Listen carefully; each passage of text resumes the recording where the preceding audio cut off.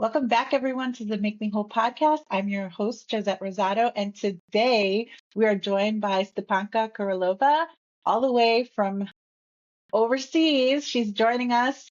She is a hypnotherapist who is here to talk to us today about yet another aspect of healing that we can use on our journeys as we are looking for so many alternatives to just therapy and opening up that box and seeing what we can find. Stepanka, thank you so much for being here today. Tell us a little bit about yourself and what you do. Thank you so much for having me.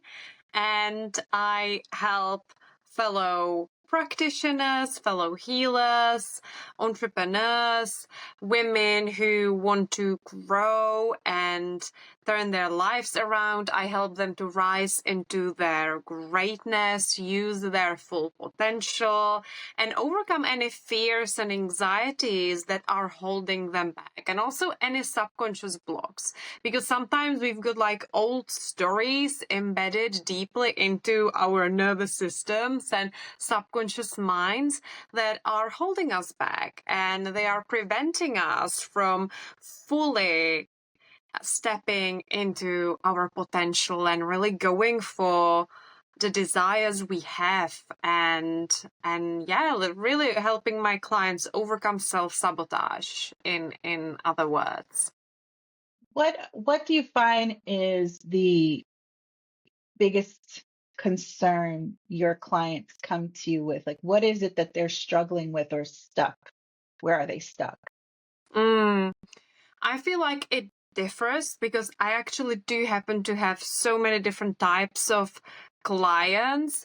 As I shared, a lot of them are actually fellow like business owners or practitioners. It's not really where my practice started. I started by focusing on anxiety and fears.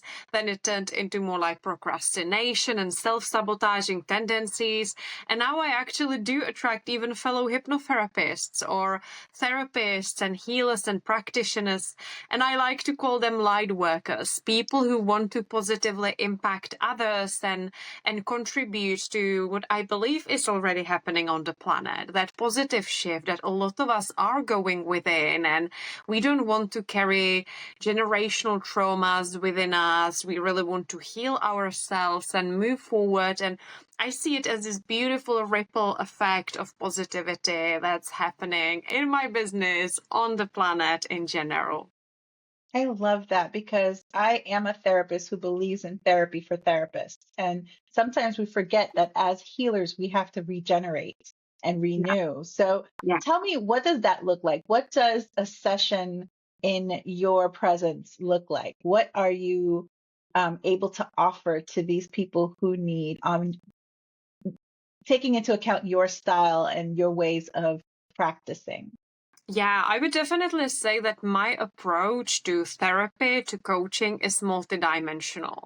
I don't stick to one therapy approach or to a one tool. That's not to say that's not the right approach. It's just not my approach because I have always been a very multi-passionate person. And from quite a young age, I was learning everything and anything I could about the human mind, about psychology. It was always within me, even when I was quite little. I remember telling my parents, I'm going to be helping others, I'm going to be a psychologist. And so I always looked at so many different modalities. But generally speaking, one of the key tools I use in my practice is hypnosis. I am a clinical hypnotherapist, and there are so many different types of hypnosis I studied, and I use a mixture of them, if you like. And another tool that actually my clients sometimes request, I have clients who just love this modality so much, they even come to the session, they say, Stepanka, this is what I'm working on right now, and let's use this tool. And that is EFT tapping, emotional freedom technique, which for those of you hearing this for the first time, it is a combination of, we could say, Chinese medicine, because it works with acupressure points on your body, especially on the upper part of your body, and energy or modern psychology, because you are working with your emotions. You are acknowledging the energies that are already within you, and it's just such a safe way to process them. And as a result, you do create more spaciousness within your body because you let go, you release, and then you open up the channel, so to speak, to new ideas, to more creativity, to more of the so-called positive emotions, although I don't like Right. labeling emotions as either negative or positive because they are all just emotions, and we shouldn't shame ourselves for feeling a certain emotion because we know that toxic positivity has been negatively impacting people and making Yeah. them feel guilty for feeling certain emotions. And that definitely is one of the things I do bring into my practice as well. So, and then coaching. That's another important tool. But, aside of those modalities, I would say if you like, a gift, a superpower is to hear people's blind spots. When I hear them speak, when I listen to their language, it's really easy for me to pinpoint what is going on, what it is that they haven't been seeing, why they have been stuck, what else is happening under the surface. And that, I think, is something that has always come really easy to me. Even as a child, I would have all the kids come to me at school, or even family members seeking my advice, even though I was a Mhm. younger person than them. So that's always been there. Yeah, we spoke a little before we decided to come together as and collaborate here on this podcast. And one of the things we both agreed on is the fact that language is such a huge part of the work that we do. My part in speaking two different languages, your part in hearing and speaking, and even with the hypnotism, that guided journey that you have, that you work with your clients on, just the language and what they say. I mean, it all comes together as bringing an important part of the healing journey. Tell me, what is it about language that just fires you up, just makes you feel so empowered, and that you can empower your clients? Yes, it is a huge topic. And honestly, I feel we could easily record 3 to 5 episodes just on the topic of language. Yeah. Because there is a huge connection between psychology, how we feel, how we think, and the kind of language we use, whether it is out loud or the way we speak to ourselves, or also the way we maybe journal or write about certain things. So there is so many different levels to it. But if I was to start with the basics, every word we say is impacting how we feel in our bodies. It's this loop, and how we feel in our bodies feeds into our inner dialogue, if you like, and that inner dialogue again is impacting how we feel in our bodies. It creates emotions. And just to give you a very easy to understand example, we so often describe our feelings, emotions as physical sensations. Right. So sometimes you might hear someone say it was a gut-wrenching feeling, right? So it's like we felt it in the body. Or we use words such as I had butterflies in my tummy. So Mm-hmm. there is a very close connection between language and how we feel, how we describe it. And whenever you say something so-called negative, you feel it in your body. And then when No, you change the absolutely. story and you say Yeah. something, slightly different, again, you feel that shift. And to give you an example, let's say someone works as an admin in an office. So we could say, I am only an admin in this office, or I am an admin in this office. So the Mm-hmm. word only can shift the whole meaning of that word. The same Absolutely. the same way we sometimes say, um, I won the competition, but I didn't get all the points, or but I had a lot of help. So with that tiny word, but, we can actually discount the fact that we have won a competition. You could say instead, I have won this competition, and I received a lot of help. I think that's like a great place to put it, because I sometimes reprogramming what we say and how we say it definitely shows up in how we then feel about ourselves or the situations that we're in. I think also, and you may experience this as well, I find that when people can't necessarily describe what their symptoms are, or, am I depressed or am I anxious, they can use other words to get us to understand their symptoms or understand where we're going Mm-hmm. with their treatment. Um, Mm-hmm. People who speak in Spanish have this term for panic attacks called ataque de nervios, which is literally translates to an attack of the nerves. Mm-hmm. And you get the meaning of, like, I was just like, the nervous system is engaged. You felt attacked upon. You felt like you were out of control. Panic attack. There we go. That's what we're dealing with. And so I think being able to tune in and listen, because, language just doesn't take what we say, but it's also what we hear and how we process it. And I think that our sessions need to be geared towards that. Just, we're good listeners, but also we need to leave the room open for people to speak freely enough to say what it is that they are experiencing, even if it doesn't seem to have a therapeutic, tone to it. Oh, 100%. And Yeah. with hypnosis, it really is one of the very first things you learn. Because imagine that I am working with a client and they describe their problem, they share what it feels like in their bodies when, let's say, a panic attack is happening, because hypnosis, for example, can be great for that as well. Right. So they describe what it feels like, what they are thinking, the sensations in the body.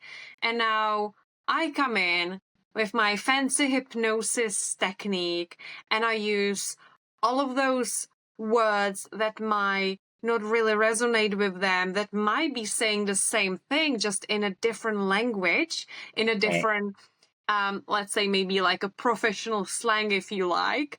And they will be like, that's not how it felt. That's not how it felt having a panic attack. Because I'm like, yes, describing it, but in my words, in Right. the language I would perhaps use.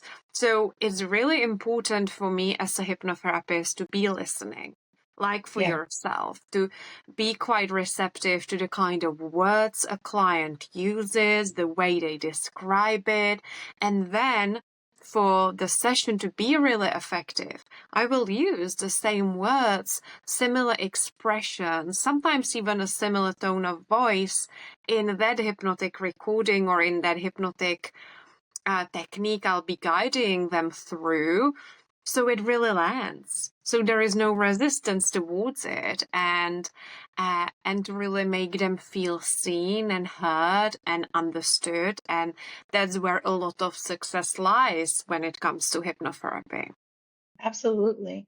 And just like therapy in general, I think there are critics who say, you know, what are you doing? You're spending too much time paying attention to the hokiness, or, people are too sensitive.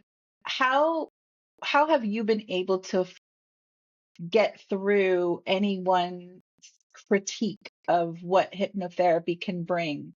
Obviously, the clients who are coming to you aren't the ones who are criticizing, because they recognize the potential, they recognize what they are interested in, they've probably done their research. But when you're amongst other peoples who may not have the education behind what benefits there are in hypnotherapy, how do you help them understand it just a little bit more? Yes, so this is a really good question, because hypnosis is one of those therapy approaches that is surrounded by so many myths and misconceptions and misunderstandings, and it very much is due to how hypnosis is often being portrayed in media, in the entertainment industry. It's being shown as this mystical manipulation tool that make you lose control and do silly things and dance like a chicken or reveal your deepest secrets or get Right. naked in front of a bunch of strangers, like anything and everything in between all of this, it's been done to hypnosis. And really, it's a very down-to-earth therapy approach. It's very safe. There is no such thing as manipulation happening in Yeah. hypnosis because you're actually not asleep. You are wide awake. You are very present. I don't even have my clients lie down because then it might encourage them to fall asleep, which once again, we know from research that that's not as beneficial. When you Right. go on the internet and you search for hypnosis, a lot of things will come up. There will be sleep hypnosis thing. Listen to this while sleeping and you will feel really confident, or you will get wealthy and so on. And while there is some benefits to those things, it's very little compared to the positive effects hypnosis can have when you are present, when you are engaging. It's a cooperation. It's Mm-hmm. not anything a hypnotherapist does to you. It is actually something you do to yourself with the help of a hypnotherapist. Because now we know that all hypnosis is self-hypnosis. If I was saying something to you and you didn't resonate with it, you can totally reject it. You Right. can't be manipulated. You can't lose control. And it's exactly why the language is so important. Because if this manipulation works, then it doesn't matter what language I use. It doesn't, Right. right? So for hypnosis to be effective, it is important that I use the right words so it lands and there is no resistance towards it. So the client is like, not really what I said, kind of a thing. So hypnosis is a very safe tool, and it is something, it is a natural ability of our mind that is available to all of us, and we have all experienced natural hypnosis. And in hypnotherapy, we just use that ability of your mind to focus in a very specific way to your benefits. What can a client expect from a session? Mm-hmm. So to have a great time. Actually, Right. another misconception is that hypnosis is all about digging into your past or regressing you to all of those painful Yes. memories. And Mm-hmm. yes, it is a type of hypnosis, and sometimes it can be beneficial, but it is also, once again, done in a very safe, conscious way so that you know exactly how to feel safe during that process. And it's important we don't re-trigger a traumatic memory, right? So you are best off seeing someone who has experience, who hasn't just had like a weekend course and they're like, oh yeah, Right. let's regress you to when you are 5 years old. Like, okay, firstly, what's that point? Like, what's the reason behind it? And how are you gonna do it, if so? Yeah. It's important And for people to do their research. absolutely. And there is so many different types of hypnosis as well. And in my approach to hypnosis, I actually do focus a lot more on the present and the future in my approach. Because while, yes, it's so important to acknowledge the past, and I have taken clients into regression techniques with a purpose to, let's say, shift how they felt about something, to release something that was still impacting them negatively. But if we continue digging into our past over and over again, we will always find something. Yeah. Just saying, There's like, nothing when we you, can do with it, you know? yeah, when you look for a, so to speak, a block that's holding you back, you will always find one. Agreed. Agreed. And I am of the same mindset. When clients come in for therapy, we have to be in the present because that's where the block is. The Mm-hmm. block is now to get us where we want to get to. Yes, the past has some effect on it. We'll get to that. Absolutely. We can look at patterns and, habits, but let's get through right now, I think is the biggest thing. Oh, yeah. So I am of that school of thought. Me too. Um, what for you excites your energies in doing the work that you do? What brings you joy? With my clients or in With your my work, clients, with the work? Yes. it's the connection. I I just love working with my clients. It's just the connection we have between us. It is being able to support someone. It is being able to see the results and how you are positively impacting not only one person, but their families, their friends. It, like I said at the start, it is this ripple effect that's happening. And that's that's why this work is so important also.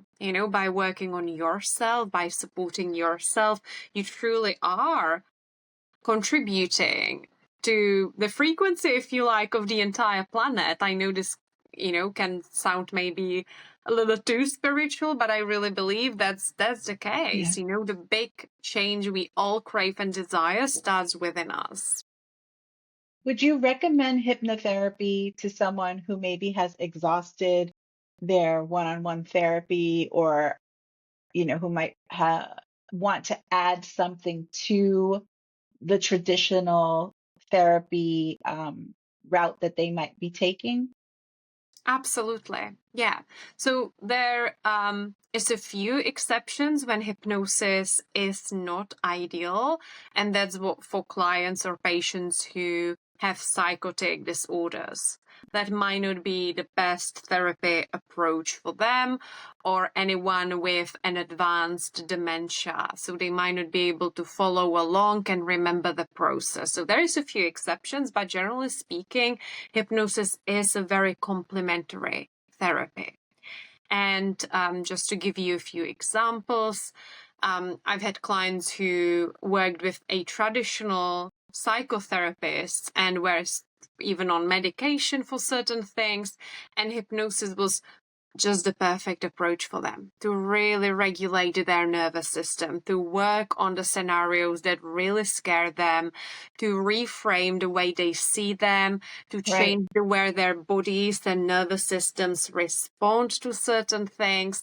And in those cases of those clients, I know all of them actually ended up coming off the medication, but it is a long-term process. You shouldn't Yeah. expect to have one session and then be able to, quit all of your medications. And it should be done under supervision of your doctor who has prescribed that. So that's always Absolutely. important. Yes, please. Everyone should know that we're just not jumping off of medications. We are making sure Yeah. we talk to our doctors all the time. Even some of the therapists don't have their MDs. So let's keep that in mind. And I think what you're saying is really important because it is an addition to what they're already doing in their work with therapy.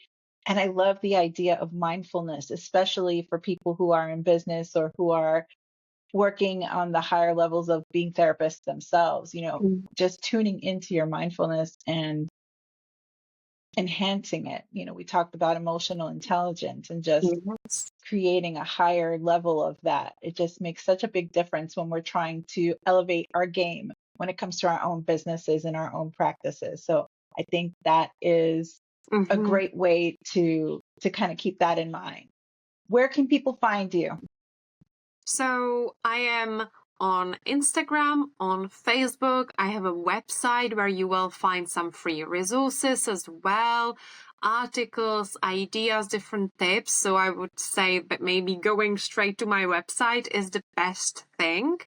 It is hypnocoaching.me. So you can search for that and you will find my my blog there, free recordings I have on the website, and you can also follow me on Instagram at New Earth Woman. And on Facebook, you can simply send me a friend request or join my free Facebook community called New Earth Women, where I share different techniques, different EFT tapping videos, different master classes, trainings you can just plug into And yeah, and it's open to anyone, so feel free to join us in there. We'll be sure to put all the links to your different socials so that people can get it straight from the description of the podcast episode. Um, Stepanka, I just want to thank you so much for being here today. This gives us a whole new perspective and idea about hypnotherapy and something just that we can use as an addition to our own therapy, if or as a new thought as to how to be on our healing journey. Thank you again so much for being here. I really appreciate you telling us all about it. I hope you had a great time. And for everybody who's listening, look for the description, and you can get Stepanka's information there. Thank you so much, everyone, for being here today. I hope you enjoyed the episode, and I will see y'all on the next one. Take care.